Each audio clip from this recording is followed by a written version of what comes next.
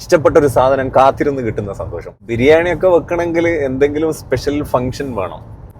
ഇപ്പൊ പെരുന്നാൾക്കൊക്കെ ബിരിയാണി വെക്കൂലേ? പെരുന്നാളിന്റെ അന്ന് കഴിച്ചതിന് ശേഷം പിറ്റേന്ന് കഴിക്കുമ്പോൾ ഒരു ടേസ്റ്റ് വേറെ തന്നെയാണ്. സ്കൂൾ തുറക്കുമ്പോൾ യൂണിഫോം പുതിയ 2 ജോഡി ഉമ്മ വാങ്ങിച്ചിരുന്നുണ്ടെങ്കിൽ ഭയങ്കര സന്തോഷമായിരിക്കും. ചില വർഷങ്ങളിൽ കഴിഞ്ഞ കൊല്ലത്തെ തന്നെ ഇട്ടോ എന്ന് പറയുമ്പോൾ ചെറിയ സങ്കടമായിരിക്കും. കാരണം പഴയ തന്നെ ഇട്ട് പോകണമെന്നല്ല. പെരുന്നാൾക്ക് ഡ്രസ്സ് എടുക്കുമ്പോൾ സന്തോഷം ഉണ്ടാവാറുണ്ട്. പിന്നെ പെരുന്നാക്കാണ് കാര്യമായിട്ട് ഡ്രസ്സ് എടുക്കുക. കൊല്ലത്തില് 2 പെരുന്നാക്ക് അല്ലെങ്കിൽ ഒരു പെരുന്നാക്ക് ഡ്രസ്സ് എടുക്കും. ഭയങ്കര സന്തോഷമാണ്. ഇപ്പോ നമ്മൾ എന്തെങ്കിലും പർച്ചേസ് ചെയ്യാൻ പോകുമ്പോൾ കുറച്ച് ഓഫറിൽ എന്തെങ്കിലും കണ്ടിട്ട് അപ്പം കുട്ടിയൊക്കെ വാങ്ങിച്ചു കൊടുക്കുന്നത്. പെരുന്നാളിന് കുറേ ദിവസം മുന്നേ ഷൂസും ഡ്രസ്സൊക്കെ എടുത്തിട്ടുണ്ടെങ്കിൽ ഉമ്മ പറയും, നീ ഒരു 10-20 പ്രാവശ്യം അത് ഇട്ടോക്കിട്ട് പഴയതാക്കിയിട്ടാ പെരുന്നാൾ കിട്ടും. കാരണം ഇടക്കിടക്ക് വീട്ടിൽ നിന്ന് ഇട്ടോക്കും ഷൂസൊക്കെ.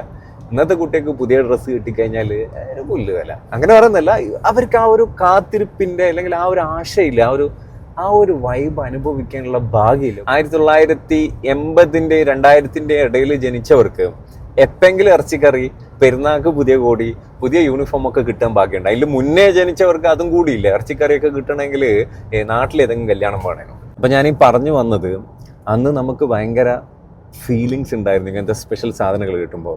നല്ല ഫുഡ് കിട്ടുമ്പോൾ, നല്ല ഡ്രസ്സ് കിട്ടുമ്പോൾ, പുറത്തെവിടെയെങ്കിലും പോയി എപ്പെങ്കിലും റെസ്റ്റോറൻറ്റിൽ പോകുമ്പോൾ. ഇന്നത്തെ കുട്ടികൾക്ക് ആ ഫീലിങ്സ് അനുഭവിക്കാനുള്ള ഭാഗ്യമില്ല. പണ്ട് നമ്മൾ കഴിക്കുന്ന ഫുഡിനേക്കാളും കൂടുതൽ ശരീരം ഇളക്കിയിരുന്നു. അതായത് നമ്മൾ കളിക്കാൻ പോയിരുന്നു, എക്സസൈസ് ചെയ്തിരുന്നു, പലതും ചെയ്തിരുന്നു. ഇന്നത്തെ കുട്ടികൾ പലതും കഴിച്ചിട്ട്, പല ഹൈ പ്രോട്ടീൻ ഫുഡുകളും കഴിച്ചിട്ട് ശരീരം ഇളകിയിട്ടൊന്നും ചെയ്യുന്നില്ല. നമ്മളും ചെയ്യുന്നില്ല. കാരണം ഇന്ന് എല്ലാവർക്കും ഇരുന്നിട്ടുള്ള പണിയാണ്. ശരീരം ഇളക്കിയിട്ടുള്ള ഒരു പണി നമ്മളും ചെയ്യുന്നില്ല, നമ്മളെ കുട്ടികളും ചെയ്യുന്നില്ല. കുട്ടികൾ വികൃതി കളിക്കുന്നത് എന്നൊക്കെ പണ്ട് നമ്മൾ പരാതിപ്പെടുക എന്താണ്? ഫോൺ നോക്കുന്നത് എന്നല്ല പറയാം. പണ്ട് ഉമ്മയൊക്കെ പരാതിപ്പെടുക അവൻ ഫുൾ ടൈം പുറത്താണ് കളിച്ചുകൊണ്ട് നടക്കലാണ്. ഇന്ന് ഫുൾ ടൈം ഫോണിലാണെന്ന് പറയാം. ഇന്നത്തെ കുട്ടികൾ കഴിക്കുന്ന ഫുഡിനനുസരിച്ച് അവരുടെ തടി ഇളക്കുന്നില്ല.